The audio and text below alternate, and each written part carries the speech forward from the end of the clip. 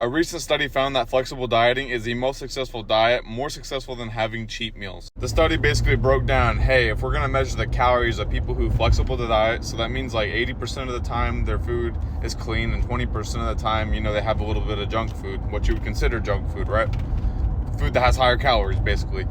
Versus people that eat clean 24/7 and one day they have a cheat meal. And they found that people tend to overeat a ton, and the people who had cheat meals had a higher chance of having eating disorders. Which makes sense, right? Because you're restricting yourself and having all these rules around foods and basically demonizing every single food. Like, think about it. Is a Twinkie really bad? No, it just happens to have higher calories than, let's say, 200 calories of broccoli. Now, which is the right decision? Well, one's going to make you more full, one's not going to make you more full, but one tastes way better. That's how you should see food. You shouldn't see food as Twinkie bad.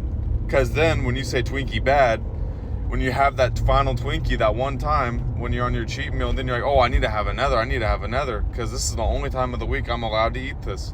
And so it leads to a bunch of binge eating episodes. And this is coming from me who, I've had times where I try to have cheat meals in my diet months and months ago, and I couldn't stop getting out of the cycle of just binging.